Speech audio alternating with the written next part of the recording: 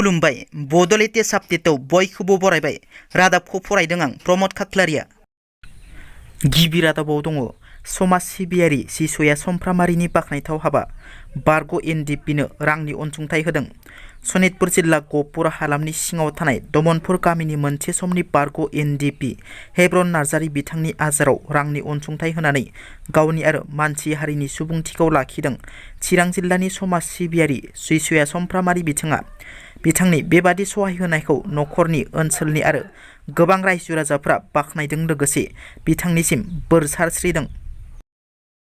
सनितपुर जिल्लानि थेलामारा दखरानि सिङाव थानाय खमार सुबुरि गामिनि बिफा कमल दैमारि आरो बिमा सनास्रि दैमारिनि फिसाज्ला अंकुर दैमारिया निट आनजादखौ उथ्रिसार जानो हानाय आरो औवाबारि गामिनि प्रफुल्ल दैमारि आरो पद्मनि दैमारिनि फिसाजो हायनास्रि दैमारिया CLED आनजादखौ उथ्रिसार जानो हानायखौ खौरां लाहैनायजों लोगोसे गांसे आर'नाइजों जिल्ला एबसुनिफ्राय सोलोंथाइ नेहाथारि रिजय बसुमतारिजों लोगोसे दखरानि बिबानगिरि बिथांमोना बरायहैनाय जायो।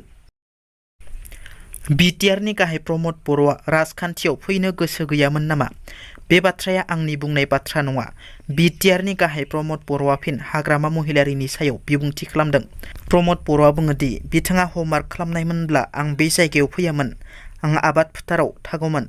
आंनि थांखिया बेनोमोन दि एबसुनि बिबाना जोबनायनि उनाव गावनि जायगायाव थानानै आबाद मावनानै समाजनि खामानि मावगोन, सोलोंथाइनि खामानि मावगोन। आंखौ बे जायगायाव बिथाङानो गसंहोदों। बिथाङा हमवार्क खालामैनि थाखायनो आं दिनै बे जायगायाव गसंदों। 17 बोसोराव बिपिएफआ हिर'मोन। बिथांनि गोरोन्थिनि थाखायनो बिपिएफआ दिनै खनसेयावनो हिर'निफ्राय जिर'आव थांफिनबाय होनना। थांनाय साननैसोनिफ्रायनो आसामाव जुब जुब अखा हागासिनो।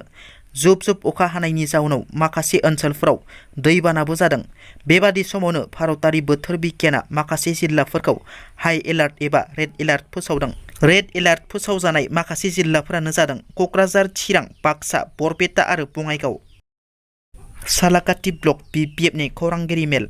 क'क्राझार जिल्लानि सालाकाथियाव ठिकादारनिफ्राय 5 लाख रां दाबिनायनि गोख्रों अजद।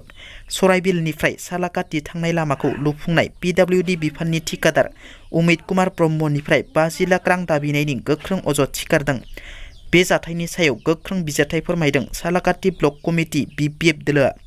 समिल चन्द्र बसुमतारी, इराग्दाव ब्रह्म, जायला, घनश्याम ब्रह्म, हरिचरन राय बिथांमोना नंखाय सालाकाथि एनटिपिसिनि नंखाय श्रमिक होननानै ठिकादार उमेद कुमार ब्रह्मनिफ्राय 50 लाख रां दाबिनायनि हेंथायै गोख्रों बिजिरथाय फोरमायदों सालाकाथि ब्लक बिपिएफ कमिटिआ।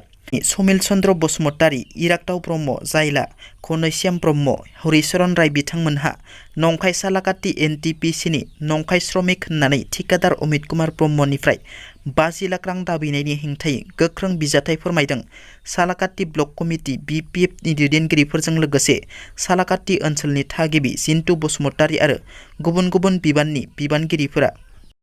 दिनैनि रादाबा एसेनोसै। नोंथांमोना जुदि आंनि रादाबखौ खोनासंनानै मोजां मोनदोंब्ला अन्नानै लाइक, शेयार आरो साबस्क्राइब खालामनो दाबाव। गोजोन्थों।